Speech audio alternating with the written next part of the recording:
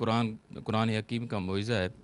اس سلسلے سے میری گزارش ہے کہ اس پروگرام کے متعلق سی ڈی بک یا ویب سائٹ کب تک آئے گی؟ یہ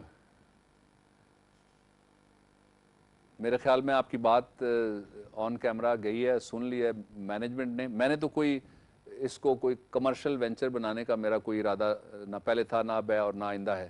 لیکن جس طرح سے آپ نے ارشاد فرمایا، بہت سارے لوگ ڈیمانڈ کر رہے ہیں، اور بیرون ملک سے بے شمار جو ہماری یوتھ گئی ہوئی ہے مختلف یونیورسٹیز میں، وہ بھی ایک حیران کن ان کا انٹرسٹ ہے اس لیکچر کے اندر. تو وہ بھی یہ ڈیمانڈ کرتے ہیں کہ کچھ کریں. ویب سائٹ میں نے کسی دوست سے آپ جیسے کو کہا ہے کہ ویب سائٹ اس کی وہ تیار کر رہے ہیں، اور میرے خیال میں سی ڈی اور اس کی جو بکلیٹ ہے مختلف لیکچرز کے مجموعے کی بکلیٹ، وہ بھی ہم کوشش کریں گے کہ جتنی جلدی ہو سکے اس کو جن لوگوں کے نفع کے لیے سامنے لیکن نان پروفیٹیبل وینچر کے طور پہ اس کو لائیں گے انشاءاللہ. انشاءاللہ. جی تیسرا سوال لیتے ہیں آپ. سوال جی ڈاکٹر صاحب، یہ اللہ تعالیٰ نے لوگوں کو بار بار قسمیں کھانے سے منع کیا ہے، لیکن خود جو ہے جیسے کہ ابھی آپ نے مثال میں بتایا تھا کہ زمانے کی قسم، ستارے کی قسم، اللہ تعالیٰ نے خود جو ہے قسمیں کھائی ہیں، ایسا کیوں ہے؟ دیکھیے، یہ بہت سمجھنے والی بات یہ ہے کہ خدا رب العزت نے ایک بیانیہ طریقہ رکھا. جب بیان کیا تو اس کے ساتھ لفظ استعمال کیا کہ یہ میری آیتیں ہیں، نشانیاں ہیں، اور یہ سمجھانے کے لیے اور سمجھ والوں کے لیے ہیں. قرآن کا جو ایک بنیادی اس کا جو سکیم ہے اس کو سمجھنے کی، وہ یہ ہے، اس کو اس سہل انداز میں، lingual barrier apart of course عربی میں ہے، لیکن ترجمے کے ساتھ بہت آسانی سے سمجھ آ سکتا ہے. اس کو اللہ رب العزت نے سکیم اس کو سمجھانے کے لیے یہ رکھی کہ ایسی مثالیں دو جو مثالیں ہماری زندگیوں میں چلتی پھرتی انسانوں کو نظر آئیں، اور اس کا انداز ایسا رکھو کہ لوگ سمجھیں کہ یہ وہی بات ہے جیسی باتیں میں سنتا رہا ہوں، جیسی باتیں میں پہلے اس سے میں کنفرنٹ کرتا رہا ہوں. اس لیے اس کا انداز سہل رکھا گیا.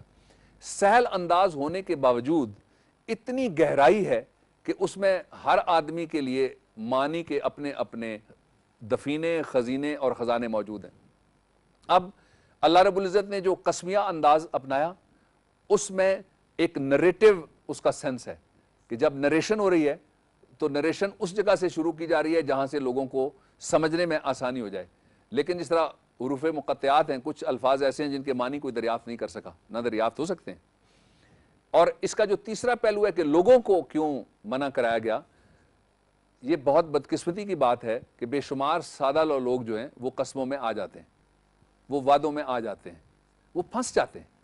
میں نے بے شمار لوگوں سے، میرے پاس ایک اسلام آباد کی ایک پروفیسر صاحبہ آئیں جنہوں نے ساری زندگی کالج میں پڑھایا، تو وہ مجھے کہنے لگیں کہ میں نے ای میل کے اوپر ان کو کسی نے کہا کہ آپ کا فلان جگہ سے انعام نکل آیا ہے اور آپ اس کے لیے اتنے $1000 ہمیں دیجیے اور اتنے $1 ملین جو ہیں وہ آپ کے اکاؤنٹ میں ہم ٹرانسفر کرتے ہیں. انہوں نے اپنی واحد پونجی گھر اپنا فروخت کر کے، اور وہ بڑا نام بھی بڑا مسلمان قسم کا اس نے لکھا اور بڑی بسم اللہ سے وہ بات کرتا تھا. ای میل جس طرح ای کرائم ہے، ای فراڈ ہوتا ہے اس، اور انہوں نے اپنا گھر بیچ کے وہ سارا پیسہ وہاں پہ لگا دیا. اب جب لوگوں کو قسم کھانے سے منع کیا گیا تو اس کے پیچھے وزڈم بے شمار میں پہلے عرض کر چکا ہوں. ایک وزڈم یہ ہے کہ جھوٹی قسم کے پیچھے کوئی لٹ نہ جائے، کوئی برباد نہ ہو جائے، کوئی تباہ نہ ہو جائے. اور وہ مجھے کہنے لگی کہ میں اب کیا کروں. میں نے پھر کسی کو کہا، کسی لا انفورسمنٹ ایجنسی کے آدمی کو میں نے کہا کہ یہ بہت محترم خاتون ہے، ان کی مدد کرنی چاہیے، اور میں نے اس کو ایکسپلین بھی سارا کیا. لیکن میں نے ان کو کہا، میں نے کہا میڈم آپ کے لیے دعا کے علاوہ باقی کوئی کاریگر طریقہ نہیں ہے، اس لیے کہ ان کا کوئی سر پیر ہی کوئی نہیں ہوتا جو ای میل کے ذریعے کہتے ہیں کہ فلان جگہ فلائٹ نمبر فلانی گر گئی تھی افریقہ کے فلانے علاقے میں اور اس میں سے فلانے بندے مر گئے تھے. تو میں نے وہ جب ان کے جیب میں سے فلانا پاکٹ نکلا تو میں نے اس میں دیکھا آپ کا کارڈ پڑا ہوا تھا اور آپ کے نام کے اوپر وہ جاتے ہوئے اتنے پیسے چھوڑ گئے تھے. اب وہ لوگ جو خوابوں میں، یوٹوپیا میں زندہ رہنا پسند کرتے ہیں اور جن کو امیدیں اچھی لگتی ہیں، جن کو وعدے بہت دل لبھانے والے لگتے ہیں، وہ ایسی باتوں میں آ جاتے ہیں. And a person who is educated and was an educator for at least 35-40 years, یہ ان کا حال آپ دیکھ لیجئے. اس لیے لوگوں کو کہا گیا کہ ایک قسمیں نہ دو، اس لیے کہ قسم اللہ کی گارنٹی ہے، قسم اللہ کا وعدہ ہے، قسم اللہ کی ضمانت ہے. اور دوسرا ساتھ لوگوں کو کہا گیا کہ اس سے دور رہو، اس کی وجہ سے نہیں، اپنا ذہن لگاؤ हक तलाश करो, सच ढूंढने की कोशिश करो, हकीकत तक पहुंचो। और कसम इस तरह की कसम भी लोग देते हैं, कहते हैं कि तुम्हें यह भी कसम है कि जो मैं बात तुम्हें कह रहा हूं किसी और को ना बताना, ताकि उनको तन्हा करके हर्ड में से निकाल के रेवड़ से अलग करके उनका शिकार आसान हो जाए। जी अगला सवाल लेते हैं प्रोग्राम का, आप सवाल पूछिए। ये फरमाइए कि झूठी कसम उठाने से माशरे में क्या फसाद पैदा हो सकता है? एक तो फिर मुझे, चूँकि मेरी बहुत सारी ज़िंदगी का हिस्सा उसी निज़ाम का मरून मिन्नत है और उसी निज़ाम से वाबस्ता है, अदालतों के अंदर झूठ तबाही की तरह फैलता जा रहा है। निज़ाम इंसाफ के अंदर झूठ ताउन की तरह बढ़ता जा रहा है, सरतान की तरह बढ़ता जा रहा है। और उसका सबब क्या है? ओथ। एक ज़माना ऐसा था कि एक अमेंडमेंट आई ओथ में, और उसमें लिखा हुआ था ये कि मैं अगर झूठ बोलूं, हल्फ देने वाला कहता था, तो मुझ पर अल्लाह ताला का कहर नाजिल हो। तो बेशुमार लोग कहते थे कि मैंने वो सारी कसम खा ली, लेकिन मैंने नहीं कहा। इसका मतलब यह है कि वो पूरे मुआशरे के लिए और मुल्क के लिए और दुनिया के लिए कहर मांग रहे हैं अल्लाह ताला से, नाउज़ बिल्लाह। खराबी एक कि लोग ये समझते हैं कि मैं एक्सोनरेट हो जाऊंगा, बाकियों के ऊपर बेशक रैथ ऑफ गॉड आ जाए, मुझे कोई इस बात की परवाह नहीं है। This is number one. Number two, जितने भी डिस्प्यूट्स हैं वो एविडेंस के ऊपर उनका डिसीजन होता है, एविडेंस के ऊपर, और एविडेंस रिकॉर्ड ही ओथ से होती है। सारी दुनिया के अंदर पहले हल्फ देते हैं, उसके बाद एविडेंस लाते हैं। दूसरी खराबी यह है कि अगर कोई झूठी कसम खा के झूठी शहादत देता है, या किसी की जान गई, या किसी का माल गया, या किसी की आबरू गई, या किसी की इज्जत गई, और या किसी का सब कुछ गया। केसेस तो यही है ना जिनमें ये सारी चीजें जाती हैं, या मताए हयात लुट जाती है, या मताए गुरूर चली जाती है। और जो जाती कैसे है?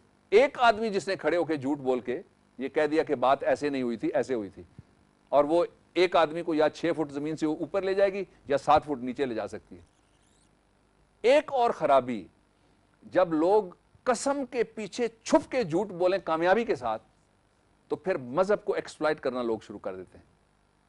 फिर अकायद को लोग अपने कारोबार के लिए इस्तेमाल करते हैं। फिर सादा लोग लूटने के लिए और आम आदमी को लूटने के लिए, और जिनके पास कुछ नहीं है नॉलेज की सूरत में, उनको लूटने के लिए, फिर वो इसको एक जज्बाती एक्सप्लॉयटेशन, एक जज्बाती वाबस्तगी उनके साथ जाहिर करके उनको लूटते हैं। और आप इस बात को ज़हन में रख के कल मुआशरे में निकलेगा, आपको ऐसे बेशुमार लोग नजर आएंगे, कस्में खाने वाले, वादे करने वाले, तोड़ने वाले, झूठ बोलने वाले। जी हाजरीन, आपके सवालात का बहुत शुक्रिया। और ख़वातीन और हज़रात, अब हम हासिल गुफ्तगू और आज के मैसेज की जानिब बढ़ते हैं डॉक्टर साहब के पास। जी डॉक्टर साहब। हासिल गुफ्तगू ये है कि इस वक्त मुआशरे में और इस वक्त मुल्कों में, इस वक्त इंसानों में, इस वक्त बस्तियों में अमन की ज़रूरत है। एक दूसरे को बर्दाश्त करने की ज़रूरत है, एक दूसरे की इज्जत करने की ज़रूरत है, एक दूसरे को जिंदा रहने का हक देने की ज़रूरत है, एक दूसरे को अपने जैसी इंपॉर्टेंस देने की ज़रूरत है, एक दूसरे के लिए वो सब कुछ सोचने, देने और उसके पास देखने की ज़रूरत है जो हम अपने लिए सोचते हैं, अपने लिए देखते हैं, अपने लिए पसंद करते हैं, अपने लिए रखते हैं। ये कैसे होगा? बहुत आसान तरीका है। थोड़ी सी ख्वाहिशें कम करें, थोड़ी सी ज़रूरतें महदूद करें, थोड़े से खौफ, थोड़े से लालच, थोड़ी हिर्स, थोड़ी हवस, उसको अपनी ज़िंदगी से निकाल दें। जब आप ऐसा करें तो मुझे और ये लेक्चर मुनक्कद करने वाली अपनी टीम को अपनी दुआ में ज़रूर याद रखिएगा।